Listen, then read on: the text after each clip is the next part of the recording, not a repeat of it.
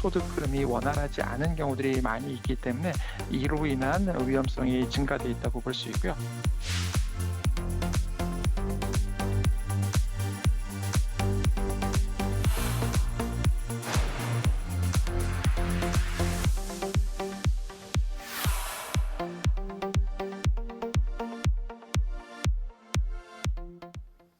2070년에는 인구가 3,700만 명대까지 줄고 노인 인구 비율이 절반 가까이에 달할 거라는 전망이 나왔습니다.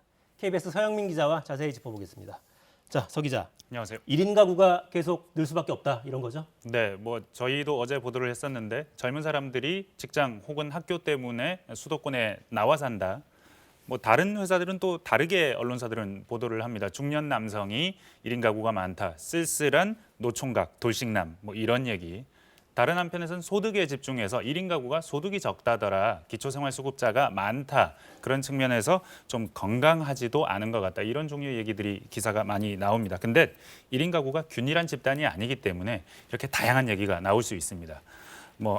1인 가구의 성별, 연령대별 비율을 한번 본다면요. 이 1인 가구는 20대, 30대, 40대는 남자가 많습니다. 50대도 비슷하고요. 근데 60대, 70대 이후는 여자가 더 많습니다. 고령층으로 가면? 네, 그렇습니다. 또 지역별로 보면요. 지역별로는 서울, 대전, 이런 대도시권에는 대체로 30대 이하의 1인 가구가 많고요. 그리고 전남, 경북, 전북, 이런 도서 지역은 60대 이상의 1인 가구가 많습니다. 홀로 남겨져 있는 고령층 이렇게 봐야죠. 네, 그러니까 명확하게 다른 여러 종류의 그룹이 하나의 1인 가구라는 단어 속에 모이고 있는 거거든요. 젊은 층 30대 중반까지는 결혼을 하지 않은, 이게 사실은 약간은 관혼상제와 연결이 돼 있는데, 결혼하지 않는 남자가 여자보다는 나이가 좀 더 많으니까 그래서 남성 비율이 높고, 그리고 나중에 이혼을 하면 그 1인 가구가 되겠죠. 다른 가구에서. 그리고 사망하셔도 역시 남은 사람이 1인 가구가 되니까 이런 경우는 여자가 더 많다. 이런 종류의 좀 다른 1인 가구의 특성이 있습니다. 네. 1인 가구 여러 특성이 다르겠습니다만 연령대별로 네. 사는 지역에 따라 다르긴 할 텐데 일반적으로 봤을 때 생활 여건은 어떻습니까? 일단 여가 시간이 많습니다. 좀 당연하겠죠. 돌봐야 할 가족이 없을 테니까요. 하루 여가 시간이 4.7시간, 전체 평균 3.7시간보다 1시간이 많은데, 근데 그 시간을 아주 막 효과적으로 쓰는 것 같지는 않은 게, 보시면 여가 활용도를 보면 1인 가구나 전체 가구나 비슷비슷합니다. 동영상 보고 휴식하고 컴퓨터 인터넷하고 취미 활동하고. 그런데 이게 건강도 건강인데 생활 습관이 좀 안 좋은 것 같아요. 지금 나오는 자료인데 아침 식사를 덜 하고요. 적정 수면을 취하지 못하고요. 규칙적인 운동을 좀 덜 하고요. 건강검진도 잘 안 합니다. 자연히 건강 문제가 생기는 건데, 그래서 의료 지출도 조금 많아요. 1인 가구가. 근데 이게 젊은 사람들 요즘 PT라는, 그러니까 개인 트레이닝 이런 것들도 하는데 사실은 그런 게 필요한 겁니다. 1인 가구가 많으니까. 밀키트 이런 것도 일종의 트렌드라고도 볼 수 있는데, 1인 가구는 밀키트라도 먹어야 끼니를 챙겨 먹는 거니까 이런 쪽으로 연결돼 있다고 볼 수 있는데, 1인 가구들의 어려움을 실제로 보면 균형 잡힌 식사를 하기가 어렵다가 가장 많고요. 아프거나 위급할 때 혼자 대처하기 어렵다. 이런 얘기들도 많았습니다. 좀 짠하네요. 혼자 식재료를 다 장을 봐다가 일일이 조리를 하고 차려서 먹기가 힘드니까 네. 균형 잡힌 식사가 어렵고 아플 때 대처가 어렵다. 네. 소득 소비 구조도 좀 재미있는데요. 그래서 돈을 어떻게 쓰나 보면 소득은 전체 가구보다 적습니다. 절반은 돼야 되지 않을까 싶지만 절반보다 적더라고요. 이게 기초생활수급자가 많아서 그런데 이건 1인 가구여서라기보다는 나이가 들어서 1인 가구가 된 가구가 많기 때문이라고 봐야 되고, 주거광열비 소비 비중은 주거광열비, 그러니까 공과금 내는 돈이 많고요. 다른 가구들보다. 식료품비는 낮습니다. 식료품을 사지는 않고 대신 외식비는 많습니다.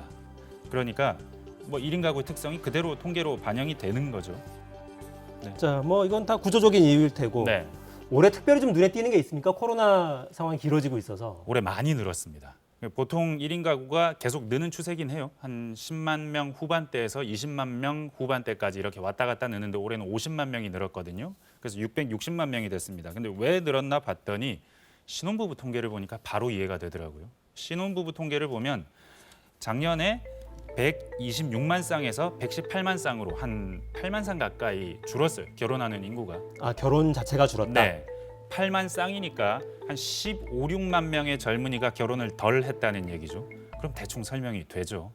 이게 결혼을 덜 해서 1인 가구가 더 많이 는 겁니다. 그러니까 결혼 정년기의 남녀가 부모님과 같이 사는 경우도 있지만 네. 일하느라 집을 떠나와서 혼자 사는 사람들도 많으니까. 네, 맞습니다. 자, 그러면 고령화 추세.